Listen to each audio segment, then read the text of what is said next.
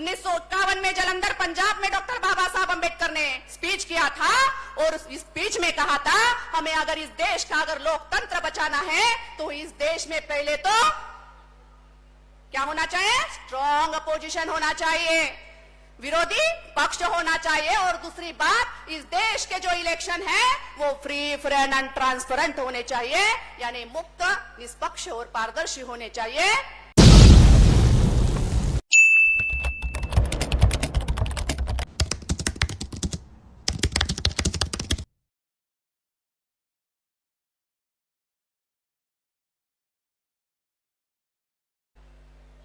बहुजन समाज के उद्धार के लिए जिन जिन महापुरुषों ने और महानायकों ने अपना जीवन समर्पित किया, उन सभी महापुरुषों को और महानायकों को मैं विनम्र अभिवादन करती हूँ। देश के कोने कोने में से आए हुए जो मेरे मूल निवासी भाई और बहनें हैं, उन सभी को मैं इस नागभूमि में स्वागत करती हूँ, अभिनंदन करती हूँ। साथियों, आज का जो सब्जेक्ट है वो सब्जेक्ट है भारत निर्वाचन आयोग ने लोकसभा चुनाव 2019 के नतीजे की वीवीपीएटी पर्चियां 4 महीनों में ही क्यों नष्ट कर दी, एक गंभीर मंथन। कुछ समय की बात है साथियों, जब 1975 में इंदिरा गांधी ने आनी बानी लाई थी, फैमिली प्लानिंग लाया था, और उसके बाद में जो मुस्लिम लोग नाराज हो गए थे और 1977 में उन्होंने इलेक्शन में उनको गुस्सा निकाला और सरकार गिराकर मोरारजी देसाई प्रधानमंत्री बने। पहली बार जो है मुस्लिम लोगों ने अच्छा काम किया और कांग्रेस को हराकर मोरारजी देसाई प्रधानमंत्री बने। उसके बाद में 1981 में कांशीराम जी का नारा था कि वोट हमारा और राज तुम्हारा, नहीं चलेगा नहीं चलेगा। जो 90% जनता थी वो कांशीराम जी के साथ थी, 90% जनता कांशीराम जी के साथ थी। बहुसंख्याक का जो लोग हैं उनका वोट बैंक ज्यादा है, और जो अल्पसंख्याक लोग हैं उनका वोट बैंक ही नहीं, जीरो है। तो 85% इस देश में बहुजन समाज है जो इस देश में शासक बन सकते हैं, राजा बन सकते हैं, और 3.5% इस देश में पंच नहीं बना सकते, सरपंच नहीं बना सकते। इस देश में प्रधानमंत्री कैसे बनेंगे, इस देश में शासन कैसे करेंगे?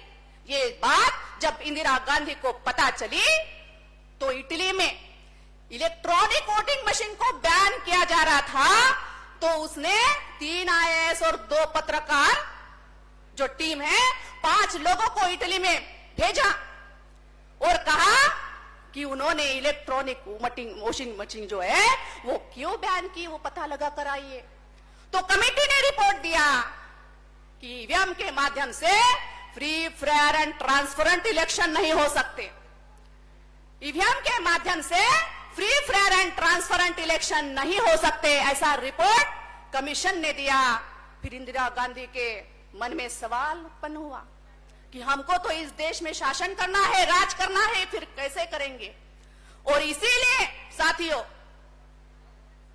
इस देश में सबसे पहला जो घोटाला है कांग्रेस ने इस देश में किया, और 2004 और 9 के इलेक्शन में इलेक्ट्रॉनिक वोटिंग मशीन का उपयोग किया।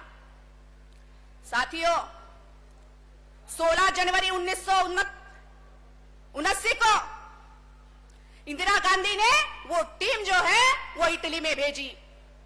आप लोगों को मैं बताना चाहती हूं, अक्टूबर 1951 में जालंधर पंजाब में डॉक्टर बाबा साहब अंबेडकर ने स्पीच किया था, और उस स्पीच में कहा था हमें अगर इस देश का अगर लोकतंत्र बचाना है तो इस देश में पहले तो क्या होना चाहिए, स्ट्रॉन्ग अपोजिशन होना चाहिए, विरोधी पक्ष होना चाहिए, और दूसरी बात इस देश के जो इलेक्शन है वो फ्री फेयर एंड ट्रांसपेरेंट होने चाहिए, यानी मुक्त, निष्पक्ष और पारदर्शी होने चाहिए। जो मिश्रा साहब हमेशा कहते हैं, इधर का भी दिखना चाहिए और उधर का भी दिखना चाहिए, आर पार दिखना चाहिए। तो ऐसे इलेक्शन इस देश में होने चाहिए, तो ऐसा इस देश में नहीं हो रहा है साथियों। हमें अगर लोकतंत्र अगर हमें जिंदा रखना है तो हमें पहले इलेक्ट्रॉनिक वोटिंग मशीन का बंदोबस्त करना होगा। उसके खिलाफ में बालासुब्रमण्यम स्वामी इन्होंने सुप्रीम कोर्ट में केस दर्ज किया था और 8 अक्टूबर 2013 को सुप्रीम कोर्ट ने निर्णय दिया। क्या निर्णय दिया? कि ईवीएम से free friend and transparent election नहीं हो सकते। ये बात हम लोगों से छुपाई गई, ये बात किसी मीडिया ने हमको नहीं बताई, ये बात किसी सोशल वर्कर ने हमें नहीं बताई, बामसेप के अलावा हमें किसी ने ये बात नहीं बताई। सिर्फ बामसेप ने हमें ये बात बताई और माननीय वामन मेश्राम साहब ने जब सुप्रीम कोर्ट में केस दर्ज किया था तो उसके जजमेंट दिया था उन्होंने कि ईवीएम मशीन के साथ में वीवीपीएटी पैड लगाए जाए, समर्थन में निकाल दिया था। और तभी भी इन लोगों ने बदमाशी की साथियों, और 2019 के चुनाव में गड़बड़ी करके ये सरकार जीत कर आ गई और 27 लाख जो बीजेपी है उन्होंने 27 लाख जो है वो खर्चा किए और खर्चा एक सीट के लिए 110 करोड़, एक सीट के लिए 110 करोड़ और 16,15,000 वीवीपीएटी मशीन लगवाने का आदेश सुप्रीम कोर्ट ने दिया तो नहीं लगवाया साथियों, और उसके लिए 568 करोड़ खर्चा आने वाला था, उसको भी सुप्रीम कोर्ट ने चुनाव आयोग को आदेशित किया था। ये सभी बातें जो है हम लोगों को पता नहीं है साथियों, इसलिए हम लोगों को जानकार बनना है। साथियों, आर्टिकल 226 में डॉक्टर बाबा साहब अंबेडकर ने हमको 1 मैन 1 वोट 1 वैल्यू दिया, लेकिन आज ईवीएम के माध्यम से हमारा जो वोट है वो 0 कर दिया गया है। और इसीलिए आज प्रगत देशों में इटली जैसे, जर्मन जैसे, ऑस्ट्रेलिया जैसे, अमेरिका जैसे प्रगत राष्ट्रों में ईवीएम को बैन किया गया और जो फेंकी हुई जो वस्तु है उसको हमारे जो भारत में एक्सेप्ट की गई। ये बात हम लोगों को समझनी जरूरी है साथियों, इसलिए ये हमारे लोगों को, जो बहुसंख्यक लोगों को राजा बनाने का अधिकार है वो ईवीएम के माध्यम से खत्म किया जा रहा है। आज डेमोक्रेसी में रियल रिप्रेजेंटेटिव चुनकर जाना चाहिए, लेकिन नहीं चुनकर जा रहे हैं, उसका कारण भी ईवीएम है। आज पुनः पैक्ट जैसे हमारे लिए घातक है वैसे ईवीएम भी हमारे लिए घातक है, तो इसलिए पहले हमें ईवीएम का बंदोबस्त करना पड़ेगा। एक चोर दूसरे चोरों की चोरी नहीं छुपाएगा। बहुत बहुत अलग अलग कानून निकाले हैं साथियों, जो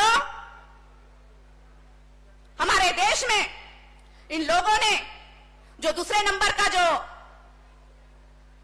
वोट कर सकता है उसको ही रिकाउंटिंग की डिमांड दी गई है। एक तो पहले नंबर पे कांग्रेस है गया, दूसरे नंबर पे बीजेपी है। जो एक चोर है दूसरे चोरों की चोरी नहीं छुपाएगा, वो अपनी अपनी चोरी छुपाएगा। और इसीलिए ये कारनामा चालू है, जैसे कि मेश्राम साहब कहते हैं कि तेरी भी चुप और मेरी भी चुप, एकदम चुप। ये इस देश में चालू है साथियों, इसलिए हमें इस देश में जब राज करना है तो पहले 2024 के जो इलेक्शन आएंगे, इस इलेक्शन की तैयारी चालू है साथियों। बस कंक्लूडिंग ही कर रही हूं मैं 1 मिनट। और उसके बाद में जो है इलेक्शन ईवीएम से नहीं होने चाहिए, इसलिए साथियों हमने 31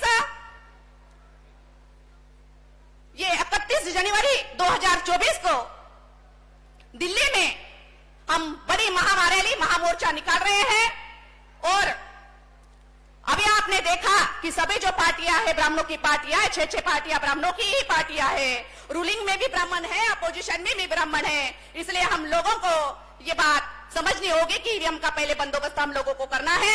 इसीलिए 31 जनवरी 2014 को चुनाव आयोग को घेरने का कार्यक्रम हम बड़े पैमाने में करने वाले हैं। और इसीलिए मैं इस लाखों की महामोर्चा में आप लोग साथ सहयोग देंगे। और महिलाओं को मैं अपील करती हूँ कि ये लोकतंत्र बचाने के लिए, संविधान बचाने के लिए, जैसे ही आपने नागपुर में महामोर्चा आरएसएस के हेडक्वार्टर पर बड़े पैमाने में सफल किया था, तो उसी तरह से ये भी ईवीएम है जो हमें शासक बनने के लिए रोक लगा रही है, तो इसके भी लिए आप साथ सहयोग देंगे और आगे आएंगे, ये आशा करती हूँ। 2 बात मैं आप लोगों से कहती हूँ, मुझे राहत इंदौरी साहब की बात याद आ रही है कि शाखों से जो टूट जाए वो पत्ते नहीं है हम, शाखों से जो टूट जाए वो पत्ते नहीं है हम, तूफान से कोई कह दे कि औकात में रहे। इसी बात पर हमारी जो महिलाएं हैं निडर होकर इस आंदोलन को सफल करेंगी, महामोर्चा को सफल करेंगी। ऐसी बात रखते हुए मुझे आपने यहाँ पर बोलने का मौका दिया, इसके लिए आभार, धन्यवाद। जय मूल निवासी, जय भारत, जय संविधान।